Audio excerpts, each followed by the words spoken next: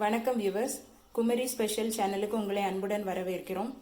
இன்னைக்கு கோபி மஞ்சூரியன் எப்படி செய்யறதுங்கிறத புஷ்பா அம்மா சொல்லுவாங்க. வாங்க வீடியோக்குள்ள போகலாம். வணக்கம். மஞ்சூரியன் செய்ய தேவையான பொருட்கள்: கேரட்டு, பீன்ஸு, வெங்காயத்தாள், வெங்காயம், குடமிளகாய், மஞ்சூரியன் சாஸ், காலிஃப்ளவர், தேவையான எண்ணெய், பெப்பர், உப்பு, மைதா மாவு 2 கப்பு, தேவையான தண்ணி. எப்படி செய்கிறதுன்னு பார்க்கலாம்.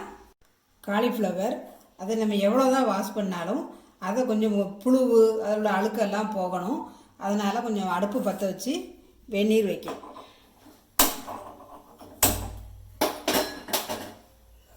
தண்ணி விடுதேன், உப்பு போடுதேன், காலிஃப்ளவர் அதில் போடுதேன். அது வேகுத அளவுக்கு தண்ணி ஊற்றிருக்கேன், வேகட்டும். இந்த காலிஃப்ளவர் வேகுத நேரத்தில் இந்த மைதா மாவை எப்படி கரைச்சி பொரிக்கலாம்ங்கிறத நான் ரெடி பண்ணுதேன். 1 டீஸ்பூன் உப்பு, 1 டீஸ்பூன் பெப்பர், கொஞ்சம் தண்ணி விட்டு நல்லா கலக்குங்க. காரம் தேவைப்படுறது கொஞ்சம் பெப்பர் போட்டுக்கலாம், போடணும். கொஞ்சம் உப்பு போட்டு நல்லா கலக்கிக்கிடணும். இந்த அளவு நல்லா ஒன்று போல் குழுன்னு கரைச்சி வச்சுருக்கேன். இந்த அளவுக்கு நல்லா கரைங்க. காலிஃப்ளவர் நல்லா கொதிச்சுட்டு இனி அதை இறக்கிடலாம். ஸ்டவ் ஆஃப் பண்ணிடும். காலிஃப்ளவரை அவிச்சு ரெடி பண்ணி வச்சுருக்கேன், எடுத்து வச்சுருக்கேன் நல்லா. அதுக்கப்புறம் அதை பொரித்து எடுக்கிறதுக்கு ஸ்டவ்வை பற்ற வைக்க.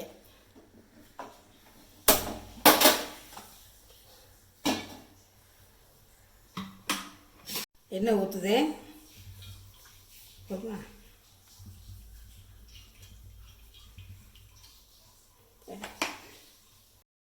எண்ணெய் நல்லா காஞ்சிட்டு இன்னும் இதை பொரிச்சு எடுக்கணும்.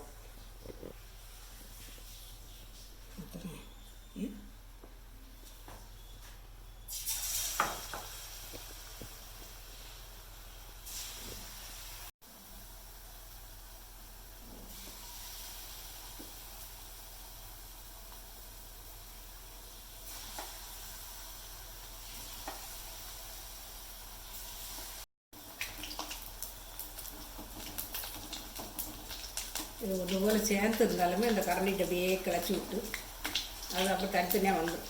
வேகும்போது தனியாக வந்துடும். பொன்னிறமாக வர்றது வரைக்கும் அப்படி கொஞ்சம் பொரிச்சு இருக்கணும். பொன்னிறமாக வந்துட்டு இதை ஒன்று போல் அரைச்சி எடுக்கேன்.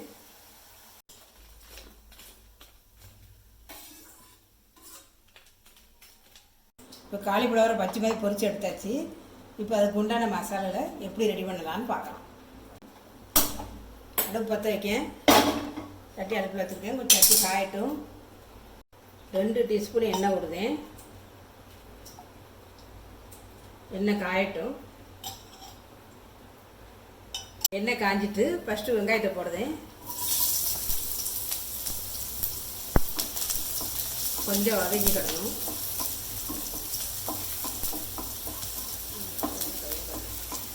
அதுக்கப்புறம் குடமிளகாய்,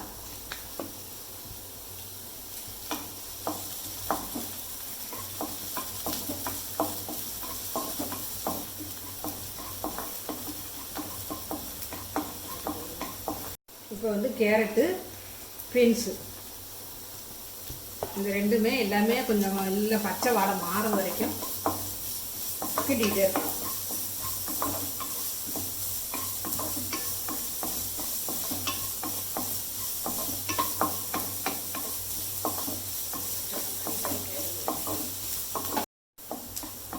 தண்ணி ஊற்ற தேவையில்லை, எண்ணெயிலே வெந்துடும். வெந்துட்டு நல்லா வெந்து வருது. அப்புறம் வெந்த சாஸை ஊற்றணும். ஊற்றி நல்லா ஒன்று போல கிளறி சிம்மில் வச்சே கிண்டிக்கிட்டு இருந்தேன். கேஸ் ஊற்றினப்புறம் சோள மாவு தண்ணியில் கரைச்சி இந்த மசாலில் ஊற்றுவேன். சோள மாவு எதுக்கு யூஸ் பண்ணுறீங்க? சோள மாவு சேர்க்கறதுனால இந்த மசாலா கொஞ்சம் பதம் கிடைக்கும். உப்பு கொஞ்சம் செக் பண்ணி கொஞ்சம் போட்டுக்கிடுங்க. நான் உப்பு குறையா இருக்குது, நான் போட்டிருக்கேன்.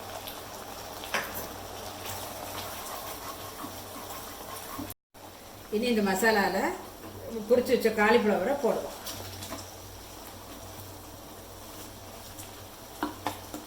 போட்டு நல்லா ஒன்று போல கிளறி அது நல்லா சேர்ந்து பிடிக்கும். ஒரு 2 நிமிஷம் அப்படியே ஒன்று போல கிளறி விட்டீங்கன்னா சேர்ந்து பிடிக்கும். நல்லா மஞ்சூரியன் ரெடி ஆகிட்டு நல்லா மணமாக இருக்குது, வாசனை தூக்கலாக இருக்குது.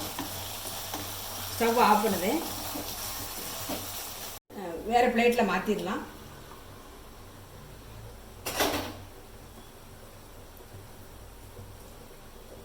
சுவையான கோபி மஞ்சூரியன் ரெடி. நீங்களும் வீட்டில் ட்ரை பண்ணி பார்த்துட்டு சொல்லுங்கள்.